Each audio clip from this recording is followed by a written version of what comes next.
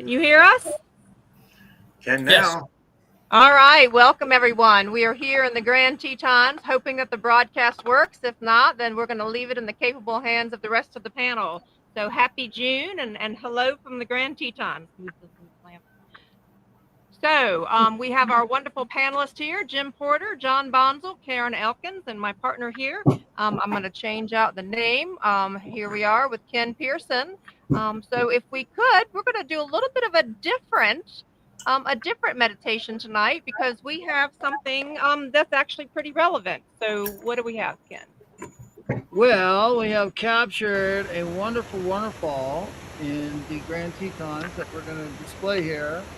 Get a little decentration time and just quiet down before we concentrate on this whole study course. So the idea is unwinding, and if you just focus in on that beautiful waterfall, and everything has a rhythm. Nature has a wonderful rhythm. We call it omnipresence, and that is God is within everything, centering it, outside all things, controlling it. And here in nature, you're able to really tap into that flow and that beauty of that nature rhythm, and that lets your thoughts unwind. We're going to decentrate, which is the opposite of concentrate. We're trying to enter into a state that's almost like a daydream state. Just focus on the water and let yourself desire to be one with the flow of that current, like in life. Instead of resisting it, go with it. Be like water. Right? It's as soft as a feather, and it can cut through more than a diamond with the right pressure. So it's such a wonderful element. Let's just tap into it and take 10 seconds to just feel the flow. By desire, again, meditation is not a thinking thing, it's a desiring thing. So we're going to desire stillness and to connect to that flow within that beautiful water.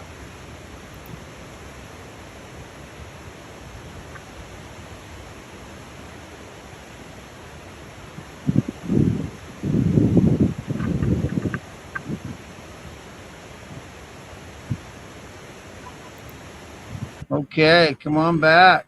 Now we kind of realize meditation is a timeless moment, so it's not about measurement. Every meditation is a partial elimination, so good for you.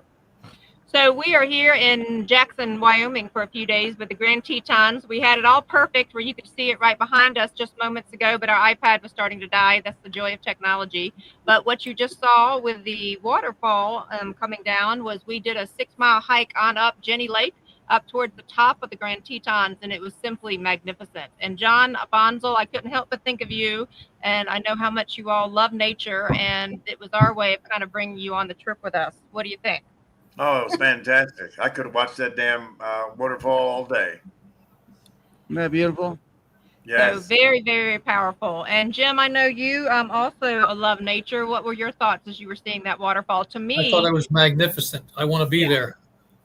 That's what we were thinking. And Karen, we wanted to all bring you all with us there yesterday. And Ken was like, we've got to pause for just a moment, record it so that we can bring it to the Awaken show. Because when we talk about the magnificence of the Creator's beauty, it was just one of those moments. All right. So are you all ready for this lesson? I have to tell you, I was so excited. This was the lesson that cemented me on all of the Russell work.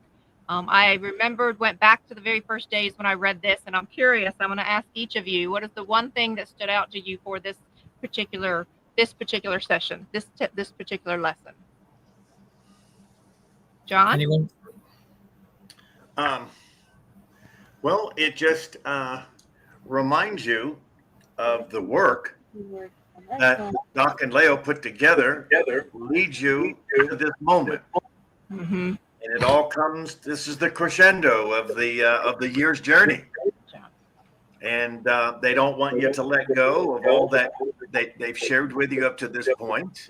And it's almost like, well, let's refocus, and then they'll give us some questions and we'll review some answers and so on to see how people have adapted. So that's my take on this particular lesson tonight.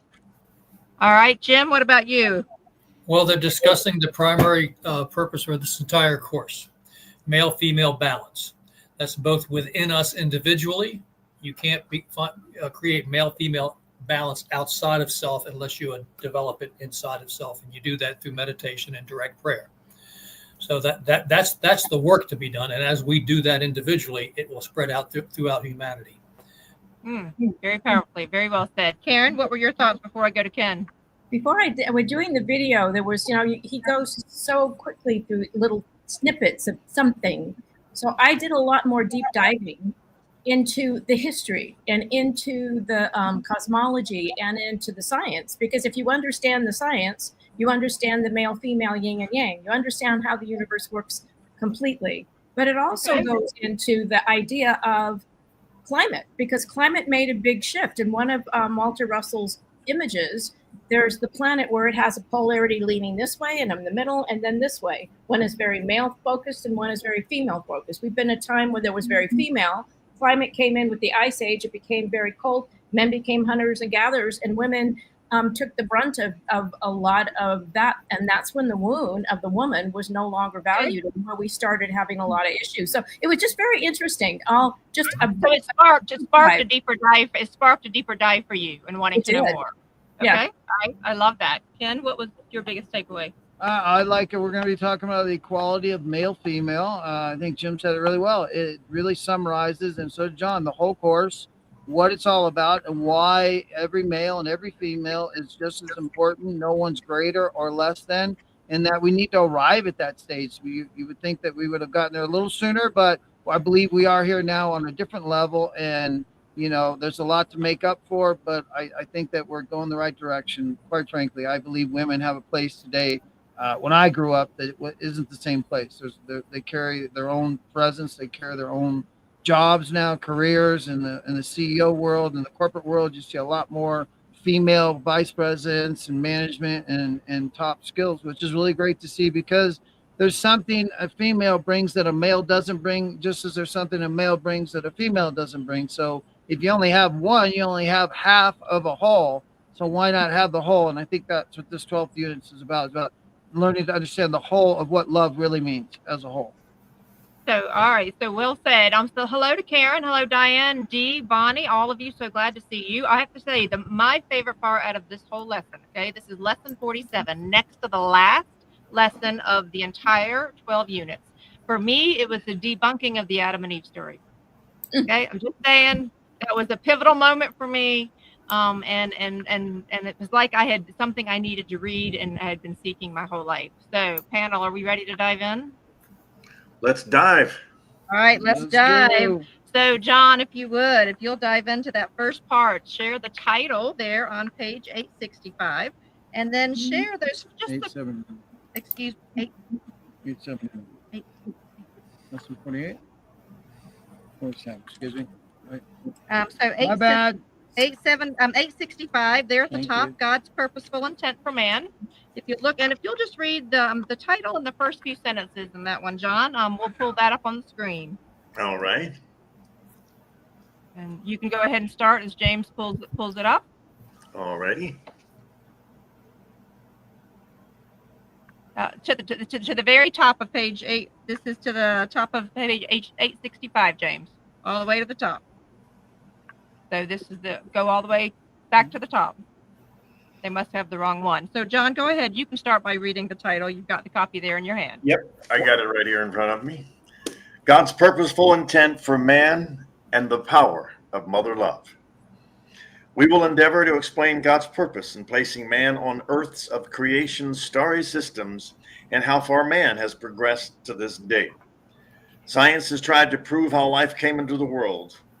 In so doing, many scientists have left God entirely out of their thinking by attempting to prove that life came into the world through a congealing of mythical ooze or a primordial substance as a basis of life.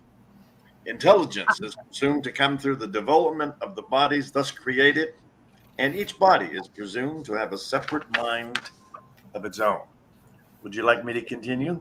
Well, so let me pause for just a minute, because this was interesting to me. I found that the sense of humor of talking about how life started from a primordial ooze, being that you all, when you worked with Leo, I'm just curious, why did they really want to reset this whole idea of the fact that they kept saying that science left the creator out of creation.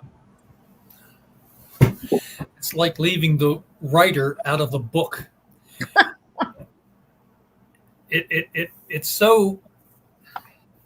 It's arrogant, and the arrogance, I must say, comes from the fact of the imbalance we're talking about, because the world's been run by just men for too many thousands of years. And the evolution and the awakening of the feminine, and again, I say of the feminine within all of us, Yeah. the rise of the feminine with all of us, is giving societies, especially the Western societies, the opportunity to allow women to come up and take their rightful place as equal. They're not there yet, but they're moving very close to it. And then I would say to the women who are moving into these higher stations that they belong in, don't make the mistake of being angry with the males and repressing them in the reverse, because that goes right back to the opposite imbalance. When you have male female balance, you have the presence of divinity, and that's what you want. Okay. All right. And John, you have a thought for that? Because before I have us jump down, I'm going to have us jump down to the middle of 866 after you comment. You know, it's just obvious to me that science and mankind to this day is still guessing how the universe came into being. And that one line of them leaving God out of creation, it tells you all. They're just reaching at straws, and they truly do not know. And you know, it's funny. Elon Musk made a comment the other day, which surprised me a little bit. You know, he was saying how it was important for us to populate Mars because in what was it, 5 million years, the sun's going to burn out and life's going to come to an end. And I'm like, wow. You know, I had all this respect for this guy, but he is so totally ignorant of natural law and how science and how the universe actually works. So that was a little bit surprising to me. Must be all that ketamine he's doing. So, hey, you know what? I want to read this paragraph here on 866. It kind of answers the question John was saying there. And this is an answer to where did consciousness come from? It seems strange that the existence of water was not questioned, as it aided in creating the substance which gave birth to humans and forests and millions of other living things. This is tantamount to saying there is no creator. It certainly was not intentional for these scientists to leave God out of his creation, for most of them would be shocked if they were accused of being atheists. You know, go ahead, Karen. No, what this reminds you, because exactly is where I was thinking where Ken's going to. When you take ether out, you take water out, you take the whole construct out, and then what they do is they dissect everything, so you can't see how everything is one. Mm-hmm. And so by dissecting everything, you can't understand it all. And yet it's so simple when you, like you said, it's child's play. So right. Yeah, when you see that it's nothing but water and fire, you just go, wow, okay, I get it. And you get the lenses. It's just like, woohoo, okay, I'm done. I got it. I know. I like the fact that us being able to see it all as one. So Speaking of us trying to go ahead and jump into something, I want to go ahead and jump into the last paragraph, and I'm going to take the delight of reading this in the last paragraph of 866, because this was the first time I'd ever run across somebody saying this. A colossal mistake was made in the Adam and Eve story, which gave no import to women, because she was believed to have come from the rib of man. If anything, the story should have been in reverse, since man is conceived, nurtured, and given birth from the womb of woman. It made women inconsequential and a creator designed to obey man.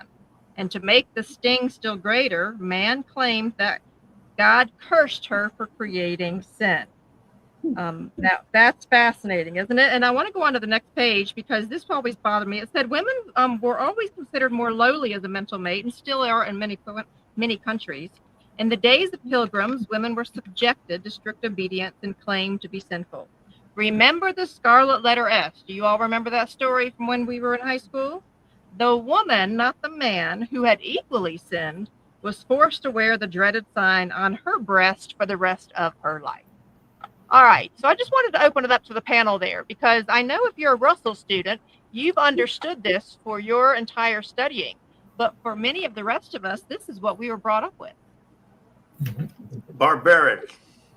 It actually sickens me to think back to the Pilgrims there in Massachusetts, and then what the Catholic Church did to women in Europe.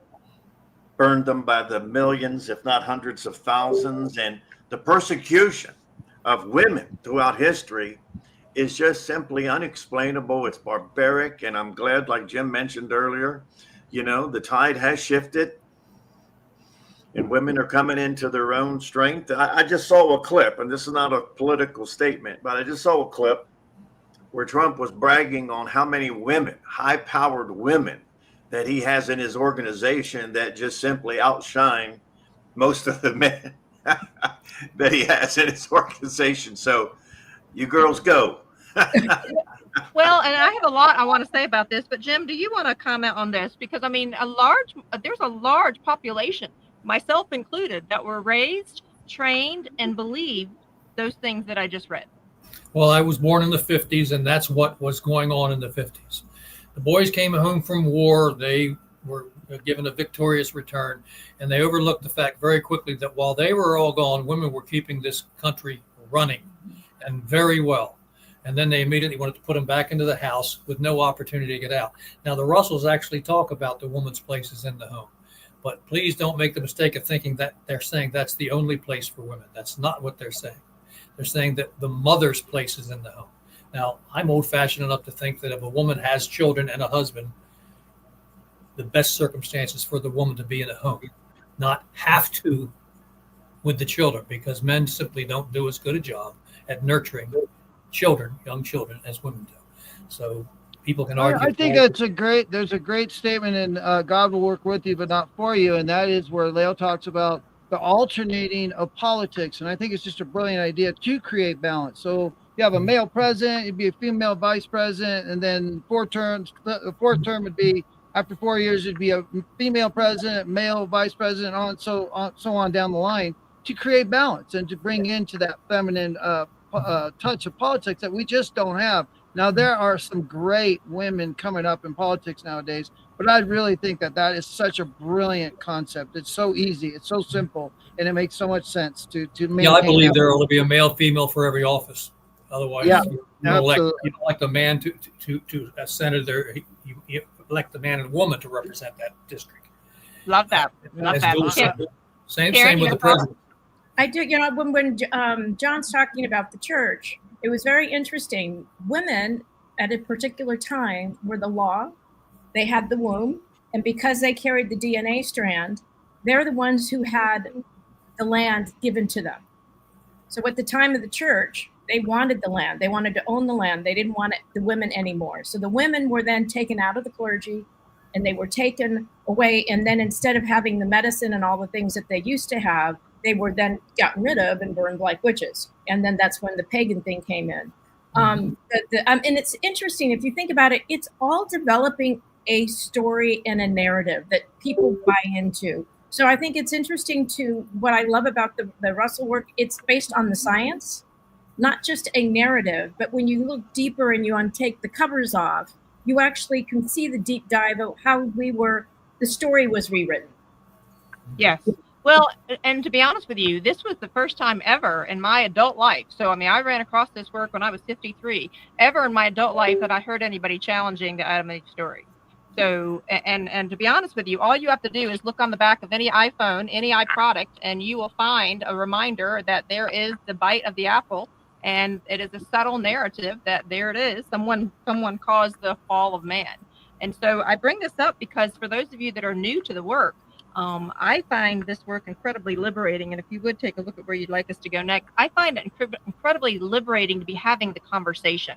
I always knew there was something off about the rib story. Okay, I always knew there was something off. I always knew as a child I used to get in big time trouble by asking the pastor, well, why is it Eve's fault that she made Adam bite the apple? Wasn't he strong enough to decide whether or not he could bite the apple? I mean, I knew from a soul level from the very beginning that this was not the way it was really designed to be according to natural law. Your thoughts? You know, it's funny what you just said is there's the story of Lilith. I had found this one, and Lilith Eve replaced her because she didn't behave. She goes, no, I'm equal. And then they decided to make her the demon. So she was the problem child. There you go. So in here on page 867, second paragraph, I think it really says something that we can all own up to and kind of take that responsibility. The life of a woman became that of a slave. Man was the master of the house then, as he still is in many Asiatic countries today. In the Orient and other Mediterranean countries, women slaved for their masters, who ruled them as strictly as they would their slaves. It really, I take such a responsibility for that today for me. And so, I can't change what happened, but what it helps me to do, it helps me to look at a woman and know that she has the same amount of presence, intelligence, and power as I do, as God has given each and every one of us, and see that in them and claim that without saying a word, just connecting to that. And and to understand that women come up with ideas. I see it all the time, and I compliment women all the time.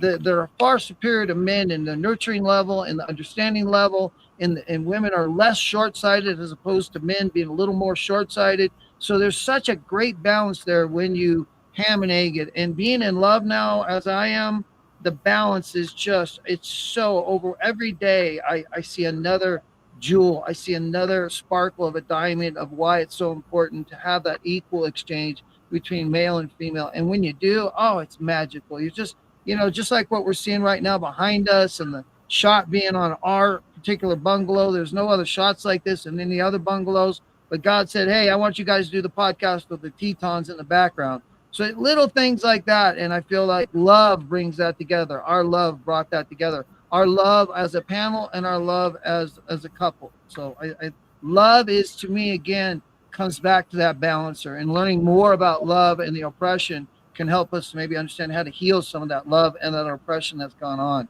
and to be a little more courteous to women, understanding how much oppression they face and still do to this day. And it's all about power. Everybody wants power. Everybody wants control. So if they can squeeze it in, they will try. So I want to comment and ask the panel to comment just a minute. So we have people saying, Rebecca saying, good evening to all. Some of you talking about always about control. I'm not even sure in today's world it is always about control. Part of what I find is that it is so subtly ingrained in our culture, this questioning, and John, we'll go to you, this questioning of the fact that there is this imbalance that we've come to accept almost as normal. John? Well, I want everybody to put their thinking caps on for a moment. How would this conversation be if we removed and took bodies out of the equation? Then how would we approach the subject? All right, meaning bodies what? out of the equation. Tell me Then more. we would have nobody to talk about. Get it? Nobody to talk about. Right, that's good. That's good. The Tetons are doing wonders for you, Ken. Yeah, you too. So what's your point? My point is to get to the truth of the matter, which is we are all microscopic dots of light, male, Right. female in one, that are centered in the pineal gland in the body. So the physical bodies, right, is what we're talking about. But ideally, right, we're light. Okay. Undivided Right. light. So I just wanted to help people make a separation, not to go so deep into the bodies that we just kind of beat the subject matter to death, because it's been in existence, like Jim said, for thousands of years. The Russells felt it was important enough to bring it to light. Leo, and to remind our audience again that Leo pretty much wrote the 12th unit here. And I think it's wonderful that she was able to bring that female, that woman perspective and give it the attention that it truly deserves. So before we go into our first break, let's go on down to page 868. And they went on to talk about Egypt.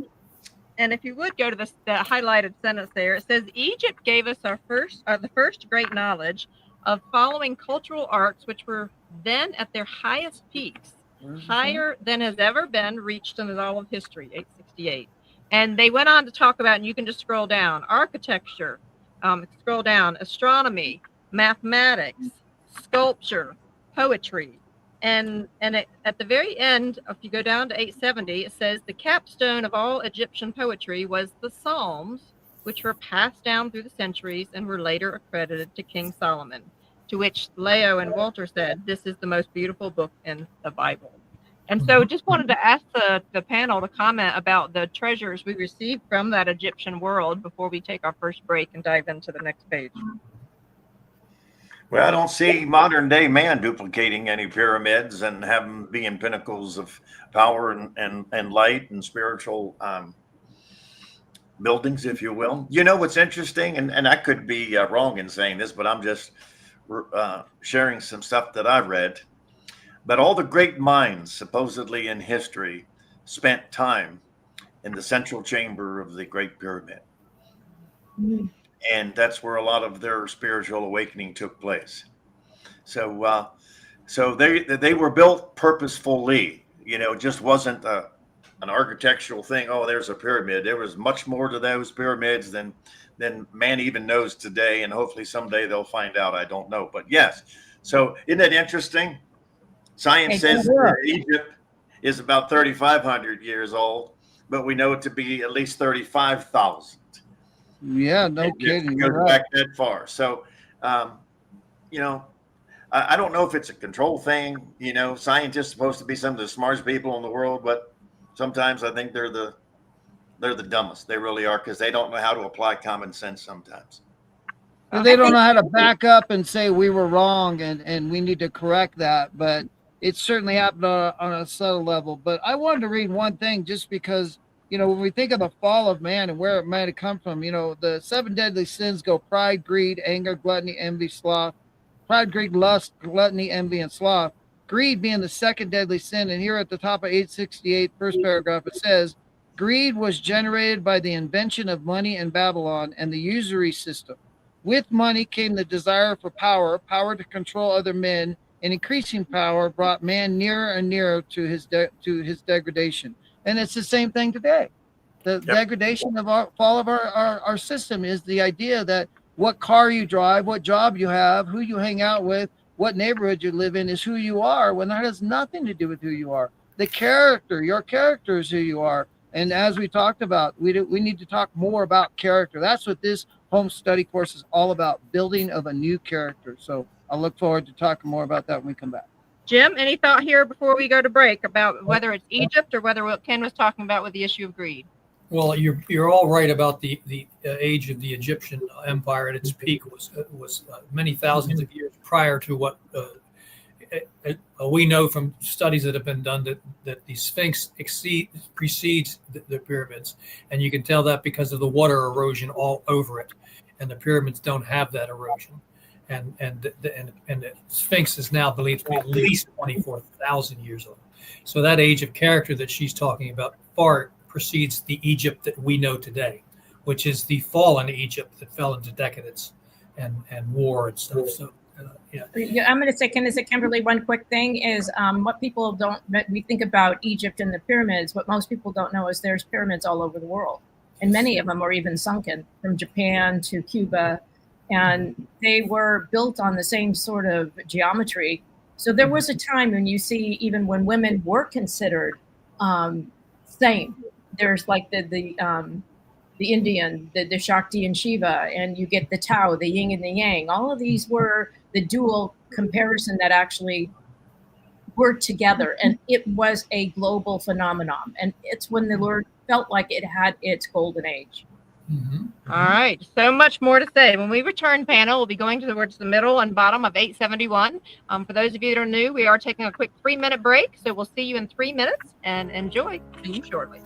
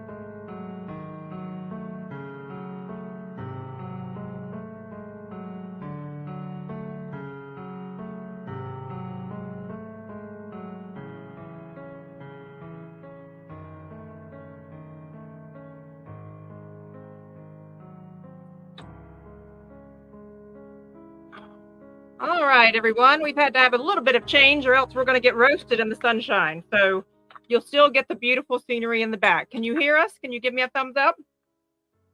Okay. All right, wonderful. So if the panel, do we still have Jim with us or did we lose him?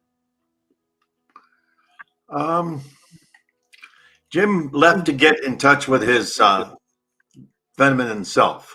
All right, well, he'll be returning then a little bit later on as we go through this. So we did not get to take a break during this time, so I have to step away for just a moment. But I'm gonna ask if you guys would to go ahead and start discussing here the bottom. If you'll go to the middle of the page 871, and John, if you'll read the highlighted sentence there, and just a few sentences right there in the middle. I will be right back. I'm going to leave it to you all to discuss what's right there in the middle about we cite these. Absolutely. Very good.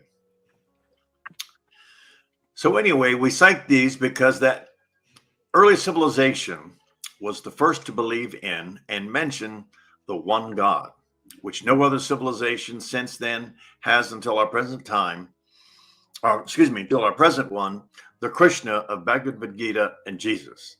The 10 Commandments have not been observed during the thousands of years since the Egyptian age of character. In those days, if a youth offended his father, it was never because of crime, but because of unrighteous thinking. If he went too far and exhausted his father's patience, his father would open the door and command his son to walk out toward the sun, which symbolized their God of righteousness, and remain there until he regained his righteous thinking. No one would help him in any way, for everyone respected the father's judgments and wishes.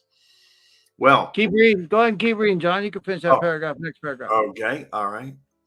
Now, it may seem strange, but these righteous people were so affected by the Babylonian invention of money that they developed complex systems of power in their greed and eagerness to acquire more money. They even hastened their own degradation and destruction by selling absolutism in sin for a price, a practice which has been repeated centuries later by people of this age. Now, that's a pretty strong statement right there, and some people might be offended by it. Some religions might be offended by it, but guess what? You have to sometimes call a spade, and that's just the way. That's the way it was. That's the way it has been, and it's to a certain point, it's the way it is today. So, not a whole lot has changed, but that's what Luther was all about, though, John. Remember Luther? Luther was one who finally said, "Hey, no more money for changing for your sins." Yeah, and they chased him down. Isn't that amazing how they chased him down? Yeah. He had to live in secrecy the rest of his life. Yeah, but here was the best part. He actually translated the Bible from Latin to German, for the layman to read. Yeah, he was the one who did that. And so his solitude actually served mankind very greatly.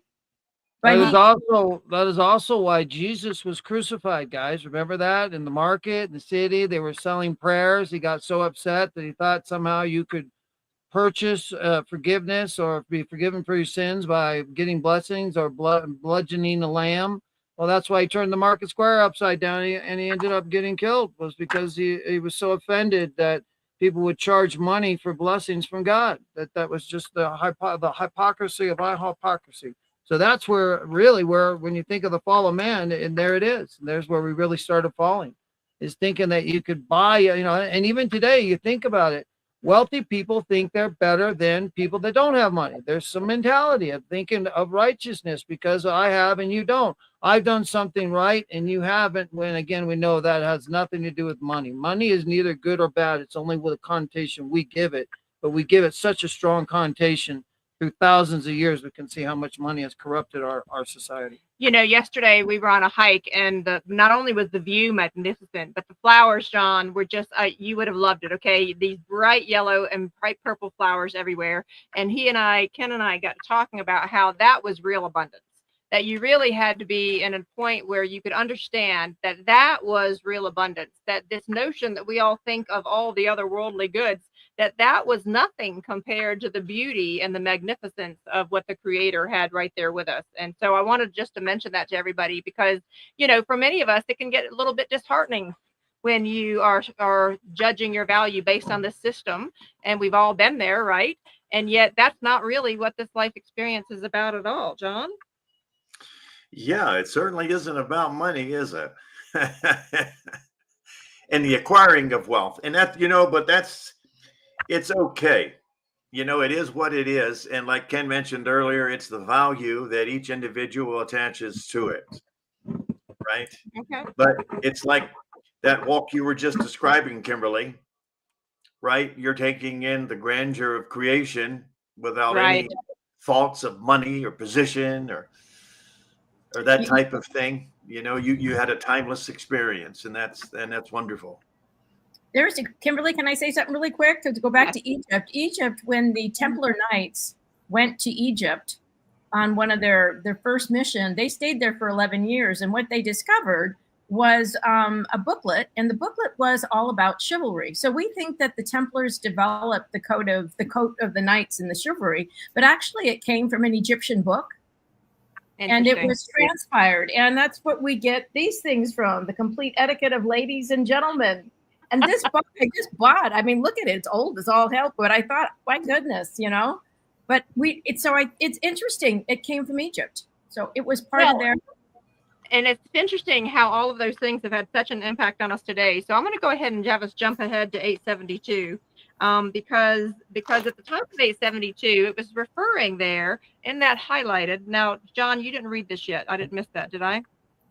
No, I didn't read this part. No. Okay. All right. So at this time, the master and slave state began with man being the master and woman being a slave, and the woman the slave, a practice which was greatly aided by the Adam and Eve story. Now, as we go on to that next paragraph that's circled in green, it says, "We can truthfully say that the greatest crime that man has committed against civilization's strong growth is that of refusing to recognize women's mentality as being equal to his. And the only time we can get our world in balance is when man realizes that there must be equal interchange between man and women and all other created things, both mineral and vegetable, animate and inanimate." And I've got one more sentence I want to read, hon, before I ask you to comment. "Even the spectrum of the sun must interchange equally, each color with its opposite sex mate to keep the universe in balance." Can you comment on that, and then I'll go to Jim? Yeah, the thing that I want to recognize is that that it is time, and it's so true that there have been great women inventors who have been suppressed because of the fact that they were feminine, and these tragedies that we face, and it's time to start changing that. And the thing that also is so important to understand, the male female balance, it goes along with minerals. So that's rocks, they have male female counterparts. You got vegetables, which have male female counterparts, and you have human beings. So you got the species, that's all male female counterpart. Without one, you couldn't have the other. So how important is that? So again, we come back to that full spectrum of seeing the world in its full spectrum, the way it's meant to be seen, and the importance of male female equal in proportion. And when you put a man and a woman together, what do you get? Babies.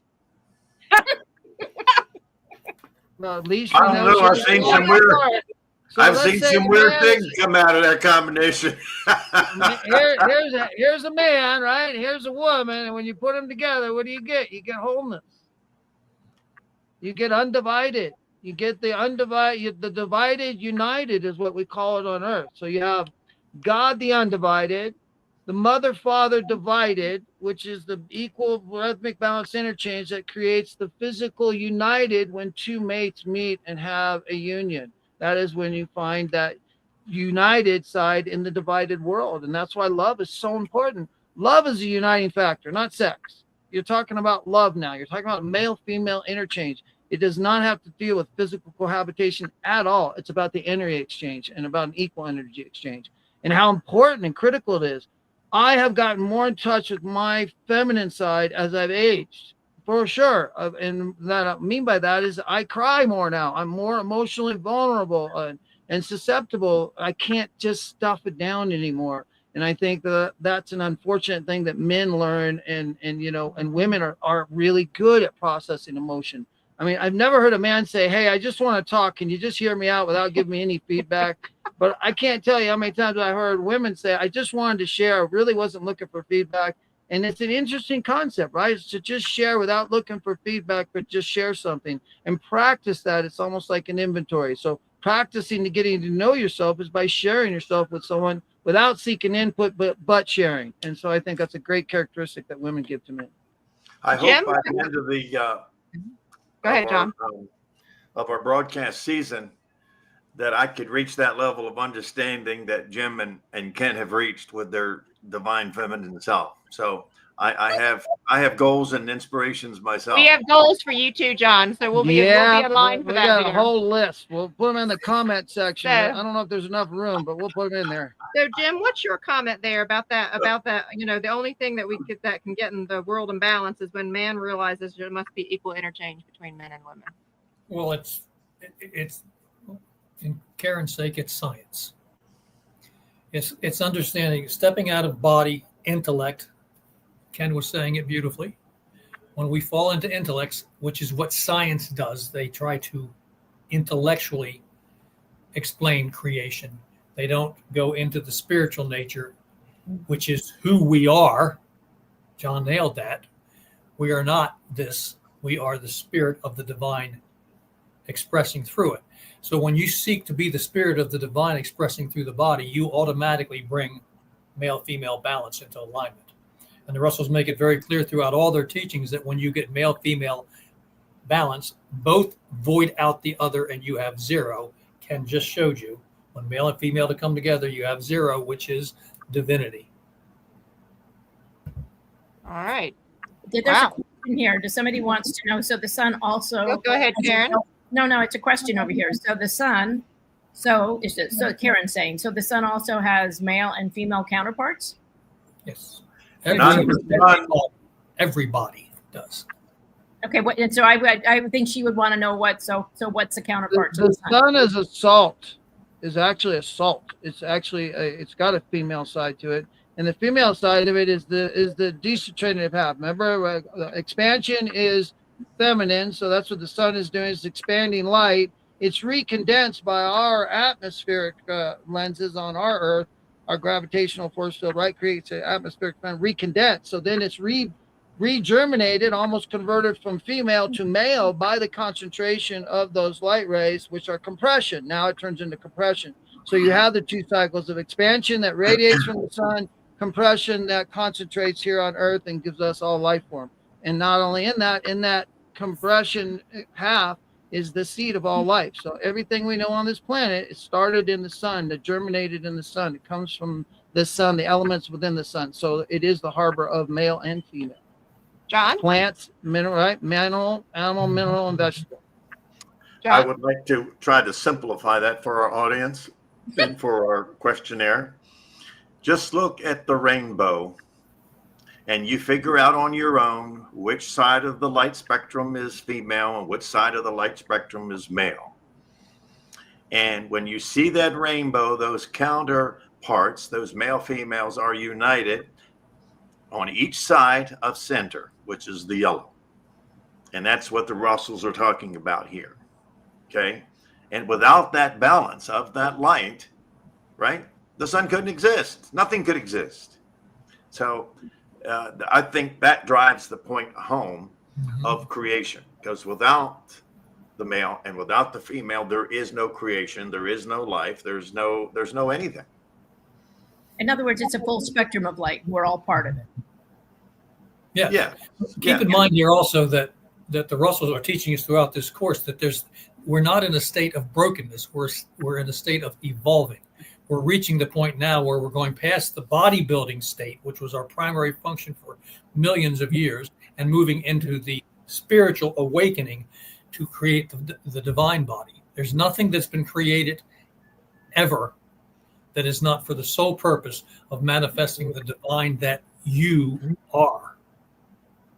And that's the three acts of life. The first act is physical, the second act is mental, and the third act is spiritual. So that is, as you enter your third act in life, that's when the spirituality is supposed to really blossom. But if you don't have tools, if you don't have some kind of studying habits, some kind of disciplines that you've entered into, just think you get to the third act and you feel like you're in blindfolded. What am I going for now? What do I love now? What relationships have I built? What is love? How do you even build a relationship? I don't seem to talk to as many people anymore. I'm not hanging out with the same people anymore. I don't go to school. I don't go to bars. I don't go to clubs. So how am I going to meet new people? All these questions happen in the third act, when the most important time of our life for relationships is the third act. So it really isn't about clubs and all those things. It's about finding things that you're interested in. I think Bob Buford wrote a great book. It's called The Second Half. And it's the question I believe we all have when we get to that midpoint in life of like, what is the purpose of my life? And the first half of your life is where you get all the experiences. And the second half is, what are you going to do with what you've learned? Right. That really is the question. If you want to know what you're to do now in your second half, take all that you've learned and decide, what do I want to do with it? What have I learned and what do I want to do with it?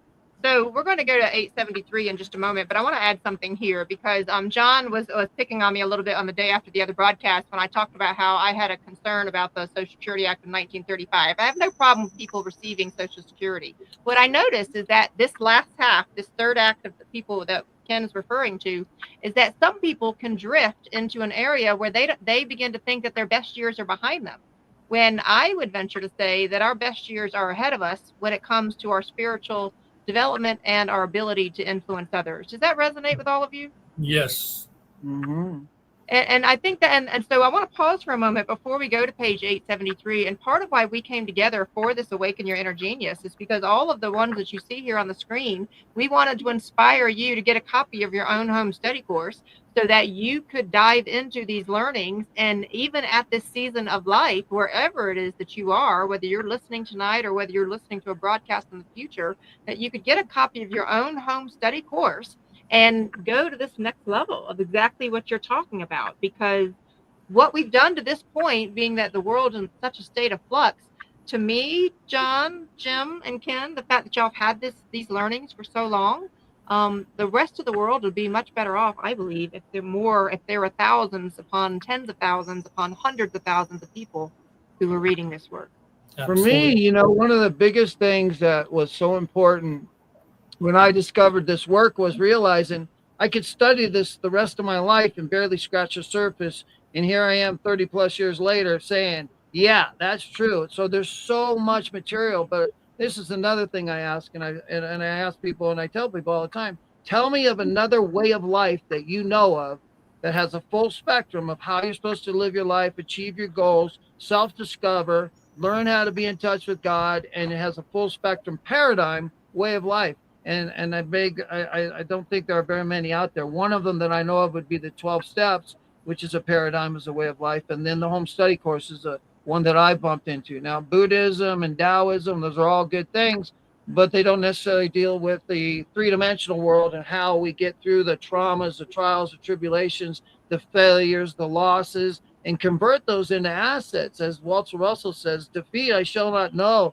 If perchance today shall have me anything bitter, it shall become sweet as I bring it to my lips, which means I'm going to learn from everything and I'm not going to wait. As soon as I bring it, speak it into my life, I'm going to speak the assets. I'm not even going to tell you about the deficit.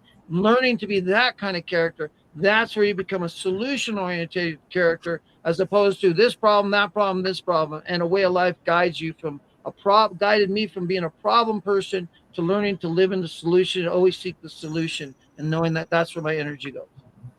Beautifully said. Jim, you have a thought you want to add? And I'm going to go to John, especially being that you all worked with Leo for so long and had that experience. 50 years is a very different perspective for you to have of the world compared to others.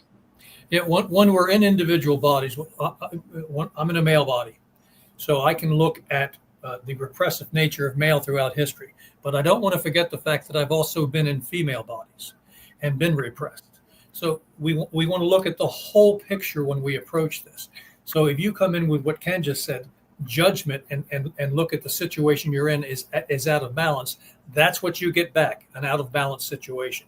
What you need to do is grasp the whole picture. And for me, it's simple. We're here to manifest divinity, and now we're about to take a massive step in that direction as we head into the age of genius. Love that. Thank you. John? You want me to comment on what now? Well, I was just offering you an opportunity. You don't have to comment. You can say pass. Not Cut. I was just offering you a chance to weigh in.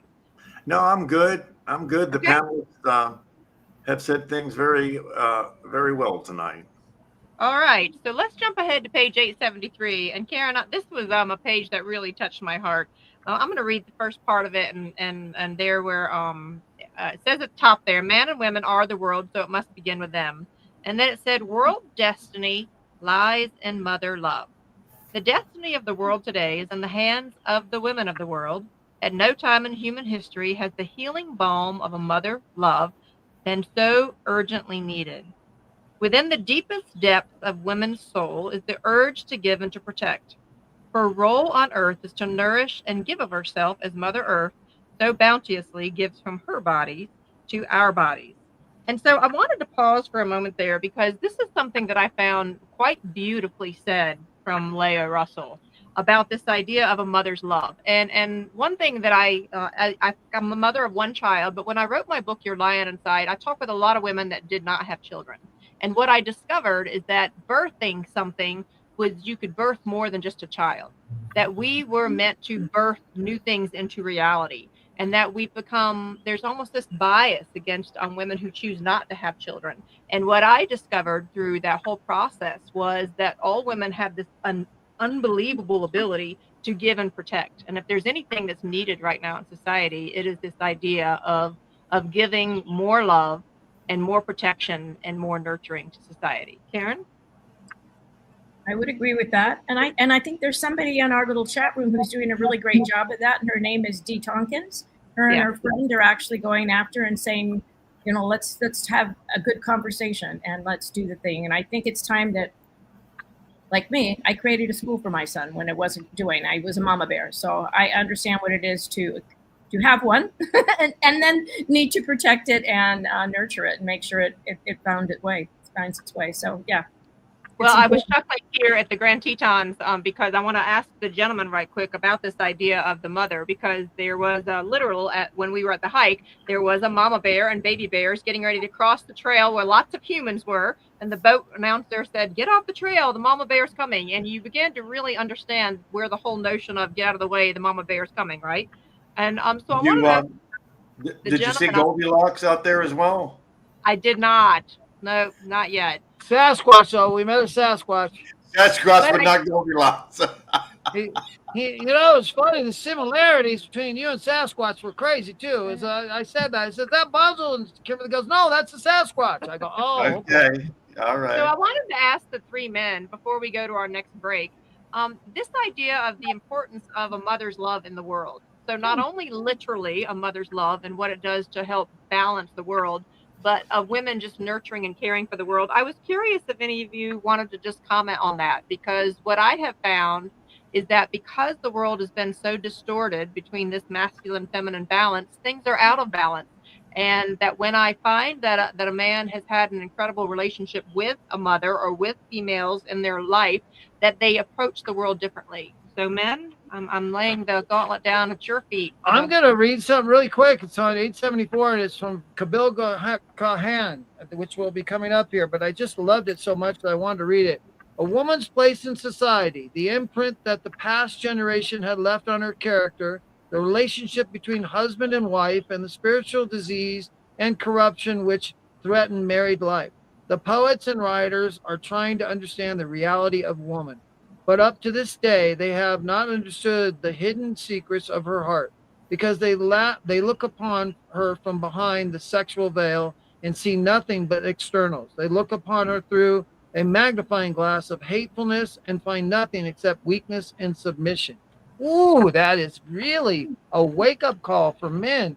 And that, you know, Kahil Kabran that obviously wrote about the other woman. It's called The Broken Wings, and it just tells you how our society.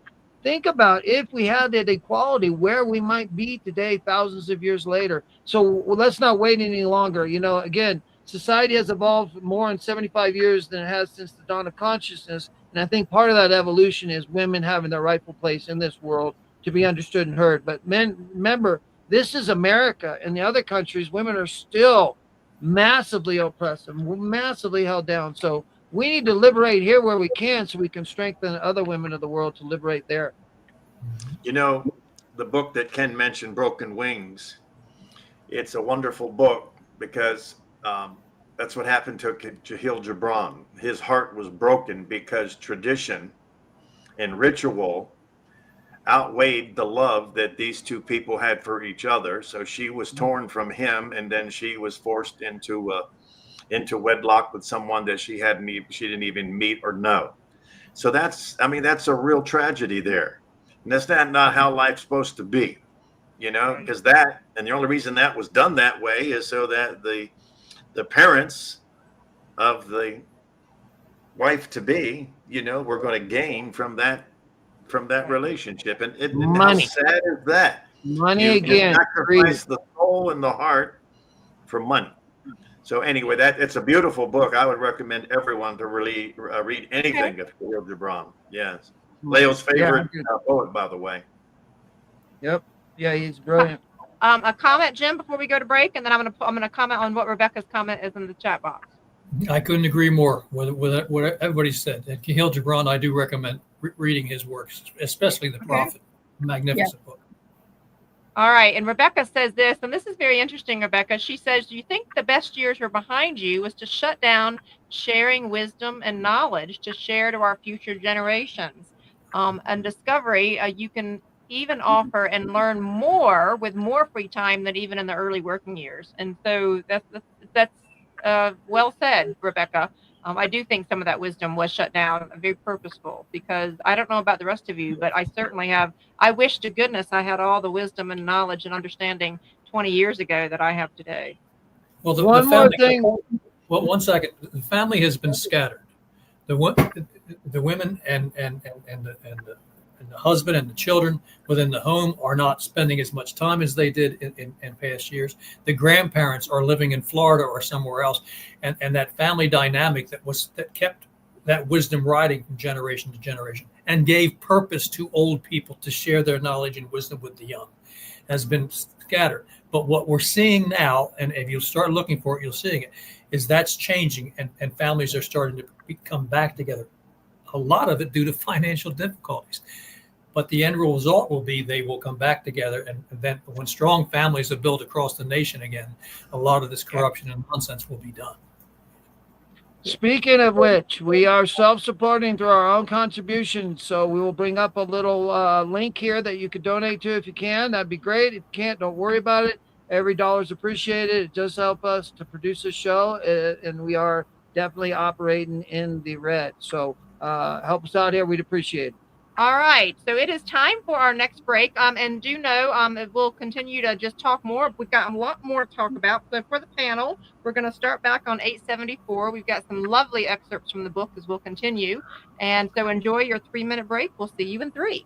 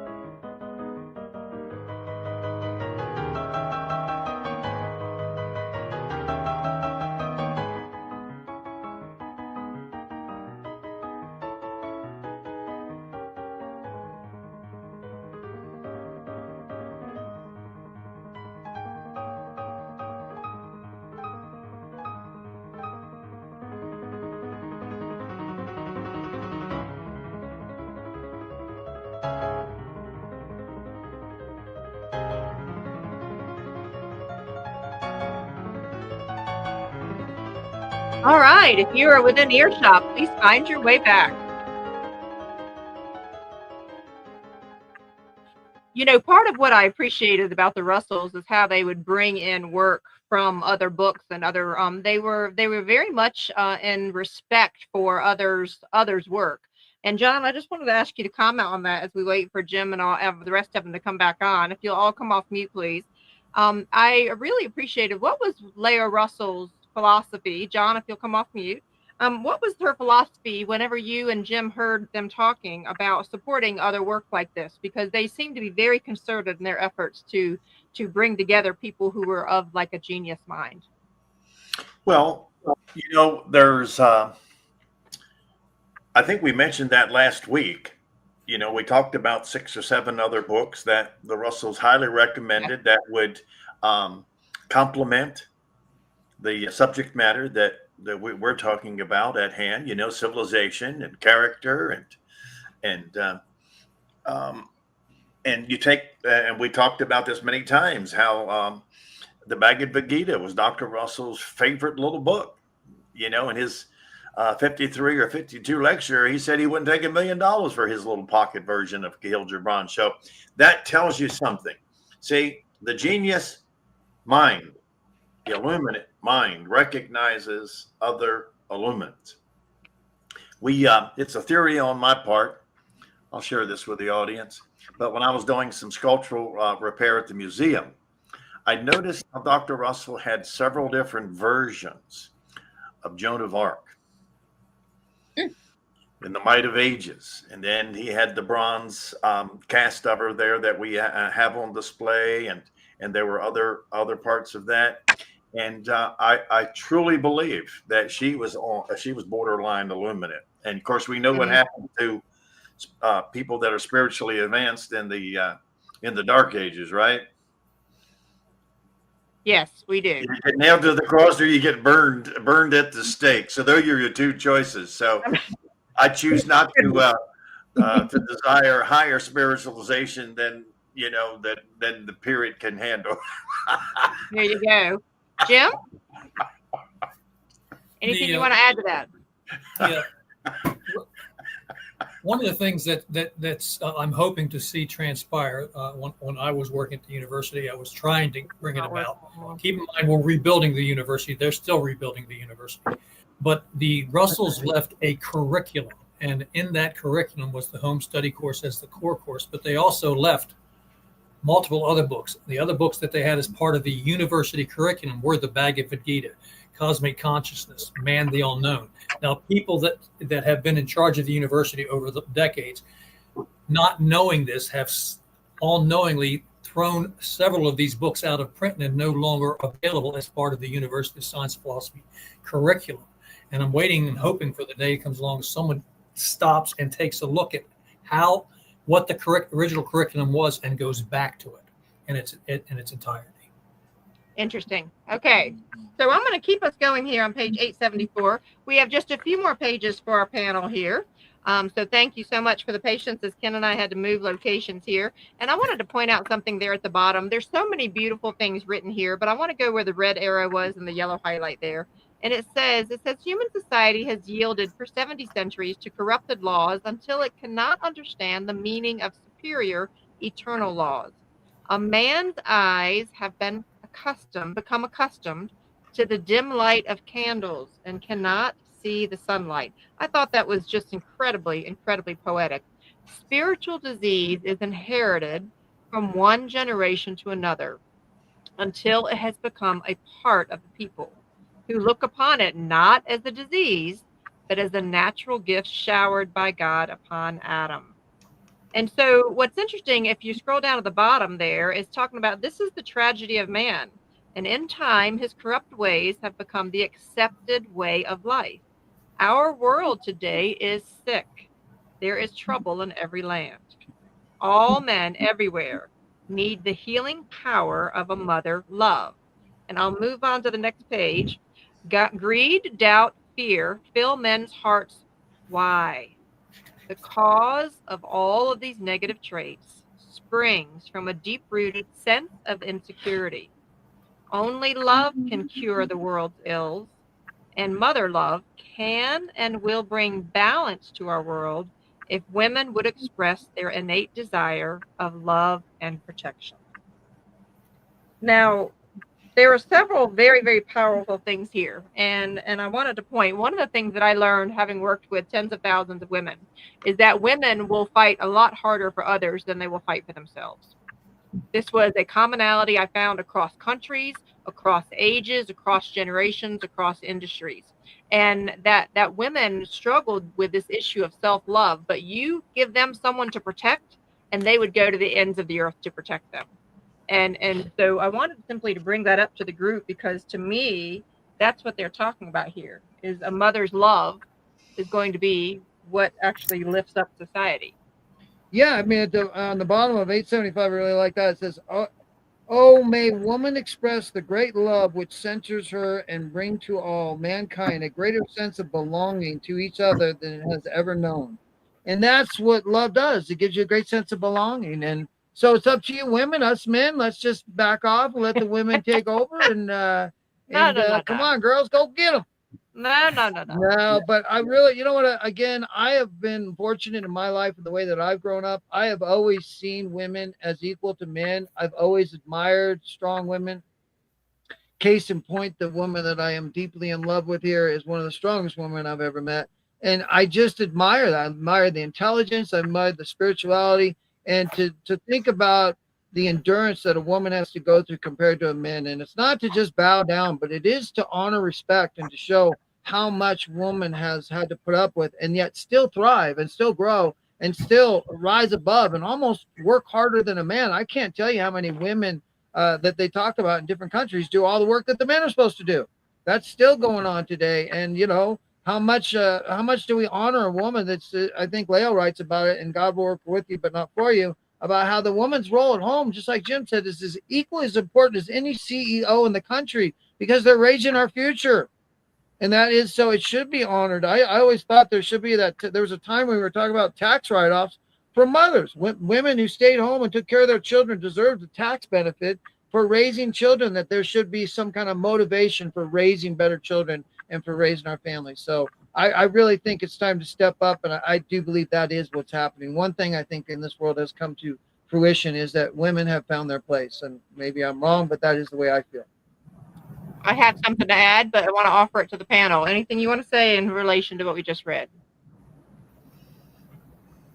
Okay, so I'm going to jump in. I have a lot to say. So here's something that was very interesting for me to discover in the corporate world is the number of men that would end up pulling me aside from programs and would have conversations with me and break down in tears about a wound they had from a mother in their life. And this became such a common thing that I wondered why they would feel so safe to break down with me. And I realized it was because of this unconditional love. That's part of what I believe, that all of us are in the room to heal the room. I believe everything else we do in life is secondary, that we're here to bring love, we're here to bring healing, and we're here to bring hope. But this was a common thing where I had a number of men that I coached that these issues would come up with mothers. And I recognized that there was this cycle. So if we have men who had not received what they needed from mothers, and then mothers who had not received what they needed from men, we were stuck in this downward spiral. You see what I'm talking about? I don't think the world today yet understands truly the magnificence of sacred love, unconditional love, and the love that the Russells are talking about here.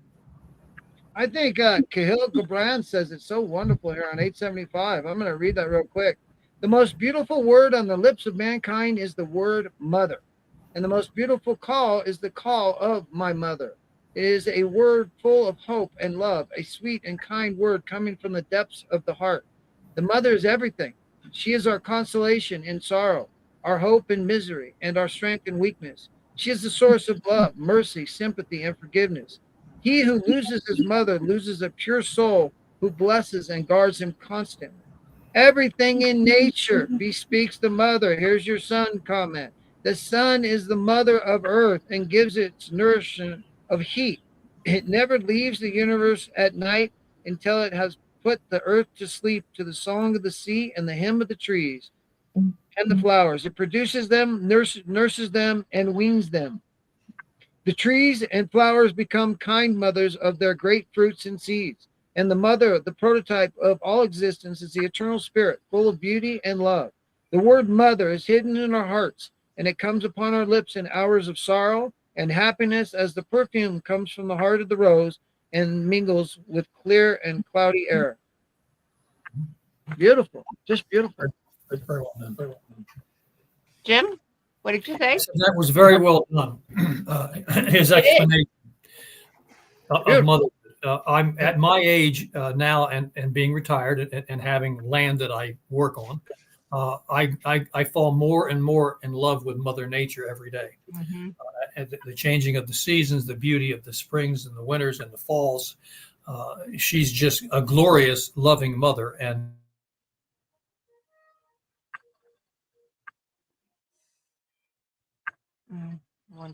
He frozen or am I frozen?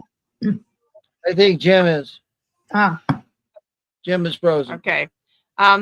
Jim will come back on. Kenny, thank you so much for your lovely super chat there. He says this. He says, thanks. Without you all, the learning curve would have been far more difficult in catching up and for future learning, and I and everyone who read through the course. John, you want to comment on that? Well, that's my boy Kenny right there. Thank you, Ken. And then between Ken and Jim, I'm running out of tissues. I don't know if I can finish the broadcast. Hey, Kenneth Meadows, just so you know, Sam Spiker says hello and speaks very highly of you also. Everybody speaks so highly of you. So I'm trying to keep my eyes dry enough so I can follow everybody here along with this reading. So speaking of Sam Spiker is a board member of the University of Science and Philosophy. We are actually here at the Grand Tetons with him and his son, and he has made an offer. This is a little bit off subject here, but I do want to mention it because he's mentioned this several times. He wanted to make an offer to any of you that watch this broadcast that if you want to come to Waynesboro, Virginia, and visit the museum, Sam is the owner of a small plane, and he will personally take you up on a plane trip over Swananoa, over this area, and just gift that to you.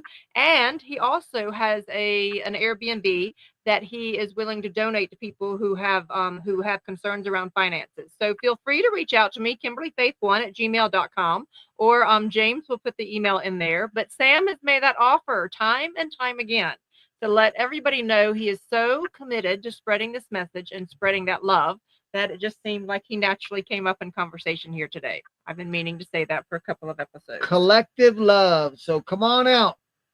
So I wanted to mention, as we're talking about this here, that I want to go down to the 876 here, and it talks about how in the highlighted section, the ultimate in fulfillment can be known only, however, by the mother and father, top of 876, okay, by the mother and father who are spiritually, mentally, and physically mated, for only such balanced matehood can bring the ecstasy of complete fulfillment. Okay, so I want to stop here for a moment. We live in a world that is wounded in a couple of ways. One is we don't understand the real beautiful sacredness and unconditional love of a mother's love. So anyone who has any wounds in that area, I encourage you to spend some time in meditation back to Unit 1 about that. I also believe at a future broadcast, we can do a whole broadcast around this issue of balanced matehood, because that's also something that is not taught in today's society. John? I feel I need to stop you a little bit here. This lesson is the love of man and woman, not just woman only. So I was reflecting on my love for my daughter, and a man's love. A man's love doesn't need to be belittled.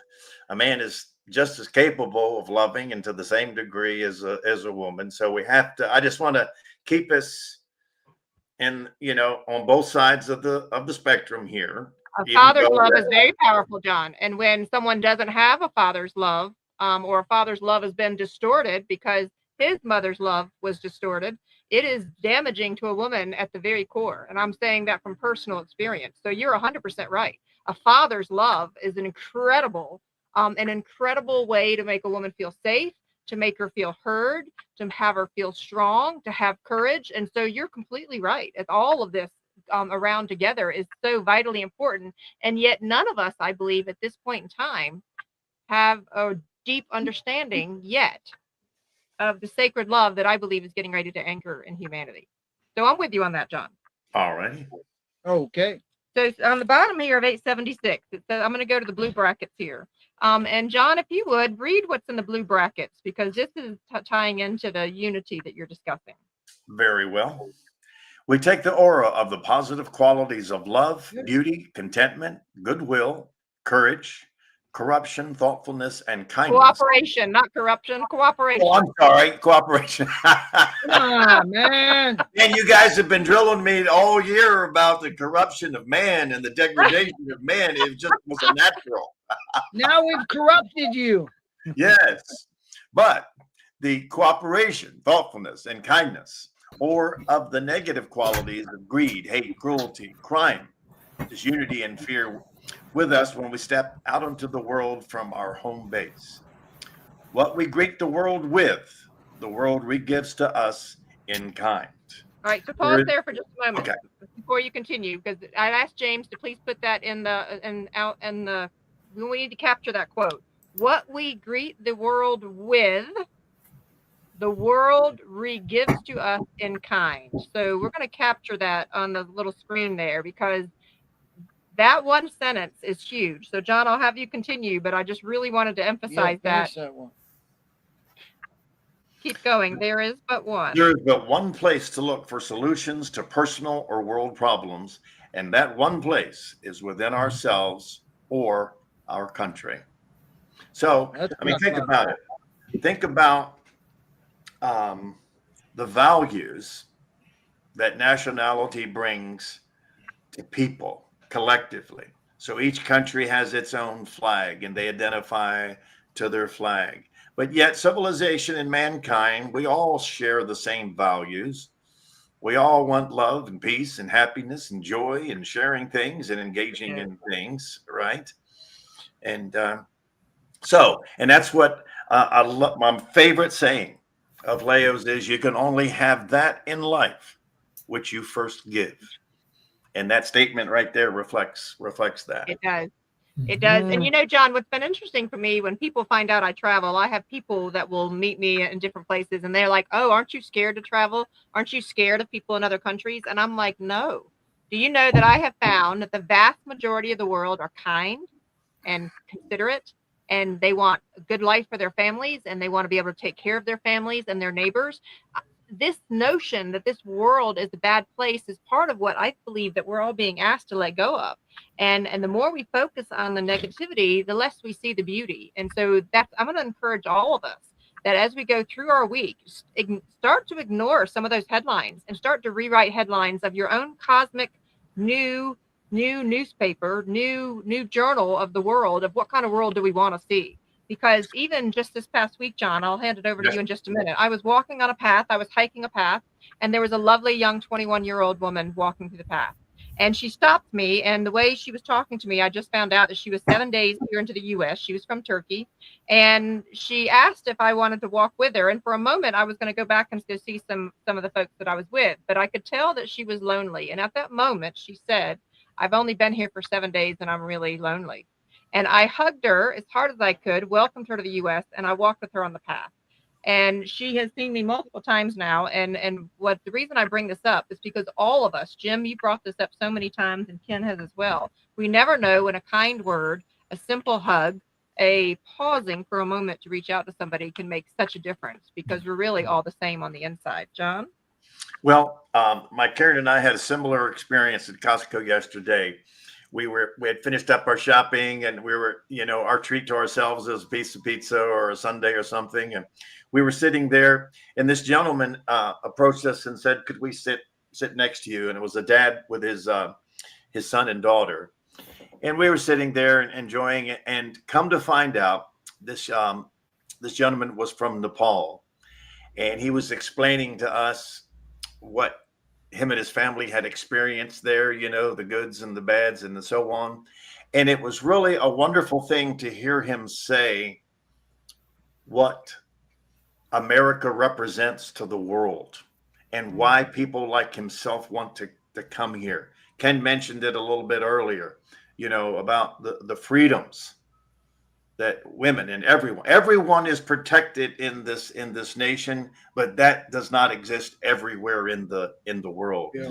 And it's a similar theme of what you're talking about. That young lady, man, she was just trying to find some some happiness and some peace. She You was. gave her a big hug, and that's And I gave her what life's about right there. That's a beautiful example of life right there. Well, and I gave her a copy of The Man Who Tapped the Secrets of the Universe. I travel with them all the time. I always carry 5 with me. And so I gifted that to her and encouraged her to continue to share her light. So, hon. One thing I want to say here that I think is so important, there is but one place to look for solutions to personal or world problems, and that one place is within ourselves or our country.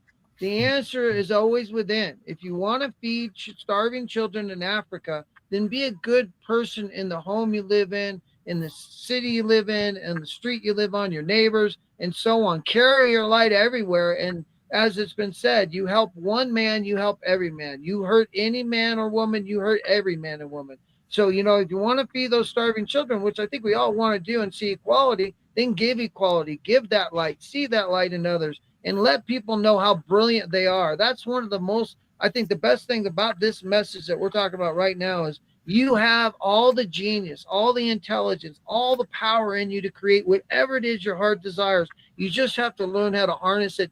And here's the steps that I took that helped me to learn how to harness it. And you too can take these steps. That's what this message is all about. We're talking about, guys. You can have this in such a short period of time. Your life will transform. You look at the people on the podcast and we can see transformation over the last year. So no matter how many times you've been through this or not been through this, there's always an opportunity for growth and healing in your own home. Heal your home first and everything else will follow.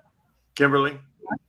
Yeah. While Ken was expressing that, it brought to mind that now here we are 70 years later, right? And there is a lot of good in the world. And we need to look for that, of man helping our fellow man. When there's disasters, all over the world, you got the Red Cross and other organizations that are there and helping and so on. So we need to, we need to look for that.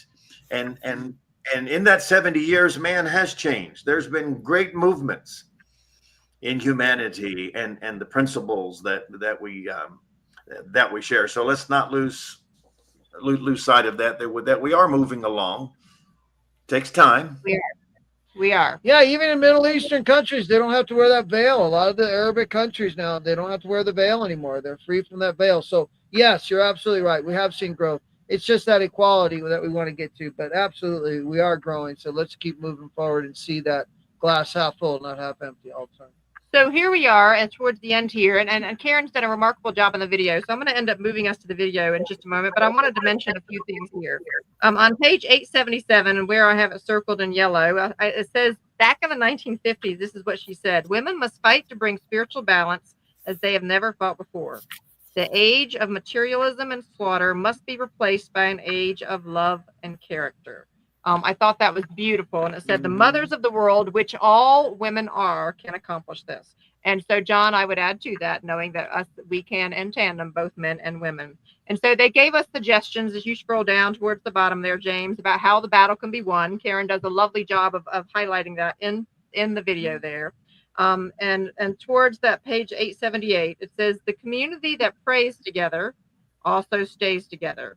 And this spells unity. Yeah. And all the way down to the last sentence for this, where I have it starred in yellow: knowing and working with love, of which they put God in parentheses, is man's sole purpose on earth. Once man comprehends his purpose, all else shall be added unto him. Kimberly, could I just mention one thing? Yeah. At the top of that page, the Russells in bold print, I bolded the word contentment. And that is the question that I wanted to ask our audience is, do they really know what that word means? Have you experienced contentment? Because contentment means that nothing else matters in that moment. To be content, to be satisfied, to be fulfilled, right? And it allows you to live moment to moment. You know what the word the Russells use on that, John? Ecstasy. Well, Ecstasy. I don't know if I'd go that far with contentment. That's contentment, man. Contentment. You know what definition of ecstasy is? Exceedingly content and fulfilled. All right. Thank So, you, there's Dr. Ken. So I got you. there's so much more to be said, but I do want to hand this over to Karen's video because it's a little bit of a longer video. She did this a lovely job on this particular chapter. So sit back and enjoy. Add in any extra questions, and we'll have our wrap-up comments in just a few moments. Enjoy the video. Purpose for man and the power of mother love. Science has tried to prove how life came into the world. Scientists have left God entirely out of their thinking. By attempting to prove that life came into the world through the congealing of mythical ooze, or a primordial substance, as a basis of life. It seems strange that the existence of water was not questioned, as it aided in creating the substances which gave birth to humans and forests and millions of other living things. As fire seeks form and water gives it womb, creation is the dance of compression and release, of masculine breath and feminine echo, of light born from the quiet well of darkness. The elements are electric conditions. Male is the charging principle. Gravity, inward spiral. Female is the discharging principle. Radiation, outward spiral. In Taoist thought, yin is not female as a gender, but receptive, dark, cool, moist, inner, lunar, while yang is active, bright, hot, dry, outer, solar. Each contains a seed of the other. Beginning of history. Man began to conquer man because he resented another getting the food he was hunting for himself. Greed brought misery. The Hebrews and the Chinese, thousands of years before the story of Adam being the first man to be born on earth, came into being. And a colossal mistake was made in this Adam and Eve story.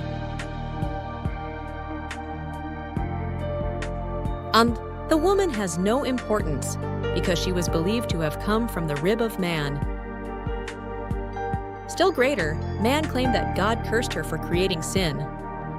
The life of woman became that of a slave man, was the master of the house then, as he still is in some Asian and Middle Eastern cultures. In many early societies, especially pre-Christian and indigenous ones, inheritance, including land, titles, and wealth, was passed down through the mother's line, because maternity is certain, whereas paternity was not always verifiable before DNA. Once the feminine womb was no longer viewed as sacred, it became something to be owned, traded, or controlled. Civilization still is, and is, a reflecting comparison between past and present ages. We return to the days when man first made himself the greatest enemy of himself, which he is to this very day. Age of character. The dawn of conscience. Egypt gave us our first great knowledge of the following cultural arts, which were then at their highest peaks, higher than has ever since been reached in all history. Architecture, astronomy, mathematics, sculpture, poetry. The greatest crime that man has committed against civilization's strong growth is that of refusing to recognize woman's mentality as being equal to his. And the only time we can get our world in balance is when man realizes that there must be equal interchange between man and woman. F. The woman carries the DNA.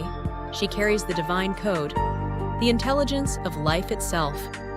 Consider the womb as a sacred vessel with DNA, light, and cosmic intelligence spiraling into form. The womb is the living library. The female body is the vessel of generative intelligence. The mitochondrial DNA passed from mother to child is unbroken through the maternal line, back to our first ancestors, the original memory of life. She literally builds the body from light and nutrients, weaving the strands of inherited memory into a new consciousness. Natural law, and all other created things, both mineral and vegetable, animate and inanimate, have complements. Even the spectrum of the sun must interchange equally, each color with its opposite, tier, to keep the universe in balance. Science recognizes this principle. Every action and reaction is equal and opposite. But science is not consistent in practicing it with relation to the equality of woman. The law of equal and opposite reaction, Newton's third law, is foundational in physics. And yet, when it comes to the energetic, intellectual, and creative contributions of women, especially in science, philosophy, and cosmology, this law has been conveniently ignored. Yet, for every Einstein, there was a Meitner; for every Newton, a de Châtelet; for every Copernicus, a Hypatia waiting in silence. Man and woman are the world, so it must begin with them. Yet the Quadrat world destiny lies in mother love. Kahlil Gibran, broken wings, life's seed. Its most important base of operation is the home, for it is from the home that all life begins. It is the springboard. It will send one forth. Man's way made her role that of an appendage, rather than that of an equal half of a perfect whole. She is what gives form and function to his being. If she is the rib, the bone, then she is not an appendage, but the foundation, the structure that gives form to life. The mother gives and protects. Her role on earth is to nourish and give of herself, as Mother Earth so bounteously gives from her body to our bodies. Before the Adam and Eve story, the divine union from Devi Mahatmya, by you this universe is born, by you this world is created, O Devi, by you it is protected. Kabbalah, the Shekinah, divine feminine presence, was once seen as the indwelling aspect of God, especially associated with the Sabbath, the moon, and the earth. The union of the masculine and feminine aspects of the divine was central. Understood the hidden secrets of her heart, because they look upon her from behind the sexual veil and see nothing but externals. Asherah, Yahweh's forgotten partner. Asherah was originally seen as a tree goddess, life-giver, and queen of heaven, deeply connected to fertility, protection, and cosmic balance. Remember the scarlet letter S? Scholars, mystics, and seekers are reclaiming the sacred feminine. Scarlet is now being re-understood not as shame, but as the womb of creation, the color of blood and life, the truth of embodied divinity. Belonging. May woman express this great love which centers her and bring to all mankind a greater sense of belonging to each other than it has ever known. Do we greet the world with, "The world regives to us in kind"? Women must fight to bring spiritual balance as they have never fought before. This age of materialism and slaughter must be replaced by an age of love and character. The mothers of the world, which all women are, can accomplish this. It is worth the battle, and the prize is beyond price, for men everywhere desire contentment above all else. How harmony can become a reality, the place to start is in one's home. Extend love and balance from your home to your neighbor brings a beautiful feeling of comradeship, spiritual sharings. The family that prays together stays together, the one world purpose. Knowing and working with love, God, is man's sole purpose. There is but one source, one science, one natural law.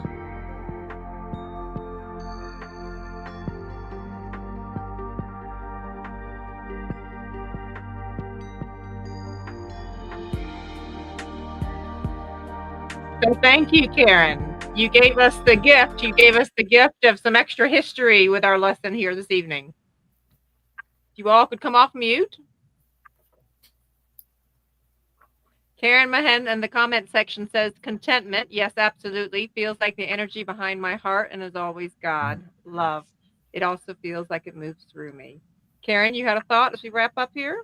Yeah, because he always Walter Russell, because the chapters are long, but they're short and in context of what he's trying to say. And so sometimes I need to dig a little deeper. And with other things that I've been kind of snipped at or been talked at before, for not mean in a bad way, but just bits of history. I just kept asking questions and questions. I actually have created from this all my chat with chat. And it's about now probably about 100 pages. Well, you've been on quite a personal journey with this, so thank you for the gift that you give us here. Yeah, thank you. It's been fun. So I enjoy the voicing of what's on the screen. It makes it run faster and it's much more intelligible. Yeah, for people that don't read fast. Thank you for that. You're welcome. All right, and Karen Mahan says, I can't wait to watch this again and again, and that is the purpose of why we create many of these things, is so they can be watched. So I'm going to ask the panel for any final comments before I share my final thoughts and any final announcements we have. Anybody have something burning to say or offer to the group? John? I think the video was great in the sense that it was able to give us a historical perspective of how we got to where we are and the purpose of these teachings. Had women not been left out of the world, in politics and everything else and the sciences and so on. And, you guys know how I'm a big Mozart fan, right? I think he was the greatest musical mind that ever lived, but he, in his own words, felt that his sister Nannerl was a greater composer and musician than he was. So it just goes to show you the tragedy. The tragedy has happened culturally to our civilization by women being beaten down to where their voice wasn't able to be heard. But the interesting thing is there was a time on the planet when it was, and I think that was the other thing I wanted to put in. So it's not like it's completely lost. If we've had it before, we can have it again. Mm-hmm. Ken? I think Christ said it really well, that there are many things I cannot tell you, for you are not ready for them. And I think that's why it said our Father instead of our mother, Father, which art in heaven, which have been one of those things we weren't ready for it at that time, to hear Mother, Father as the undivided God. So I think it's a really important part of knowing God, is you must know the female and the mother side. That was an important part to me in the Russell work, the Mother, Father, God, using those words. And I'm going to ask James to place in the chat box the link to the Cosmic Romance video I did, because when I talk about even just the romance between Ken and I, at the very end, I did talk about how what I have learned is that any religion or belief system on this planet that does not balance the masculine and feminine is false light. And it is time for us to lovingly claim that and adjust it and create a new world and something very, very different. Jim, last thought? I like the concept of ending up with the contentment, because when you can find contentment in your life and in your day-to-day, it's very easy to share that contentment with others, and it passes it on. Yes. Capital contentment. So Karen Mahan says this. She says, I'm amazed by all of your genius this evening. And Karen, we would say the same thing to all of you. Yes, so gracious, Karen, thank you. You can't see what you're not. So next time, the other thought that came to me is, how do we invite every culture to go back and look at their ancient wisdom and the truth of it? So that was the other idea behind what I did, is because it's like certain cultures are so embedded by our current story. Yeah. There was a time they had a different story too. Love that. Yeah. So just a few thoughts as we wrap up here. So people asked us whether we were still going to do this broadcast, even though we were here in the Tetons, and this is a joy of our heart. And so the answer was, of course, yes, we would do that. And we wanted you all to see. I'm sorry we couldn't put the whole Grand Tetons behind us, but know that we'll share some pictures and things. We did have it up for half the show. We had it up till the sun came in. So gracious thank you to you all. Next Sunday is our last lesson of the entire year-long home study course, lesson 48. So this is an exciting time. So come in ready next Sunday for our last lesson, lesson 48, unit 12. And I want to remind everyone that wants to be sure to check out philosophy.org. You can sign up for some events that are there. You can meet some other Russell students. And we want to say a gracious thank you for all of you that are here for being here with us every single Sunday night. There are amazing things that are percolating, and this is a very, very important time in society. So we're not going to say goodbye. We're going to say until next time. See you next Sunday, everyone. Wait. One quick question for everybody. The last issue is the one that has lots and lots of questions. So I would think it'd be really nice to invite, for those who've been coming, to bring their questions also. Love that.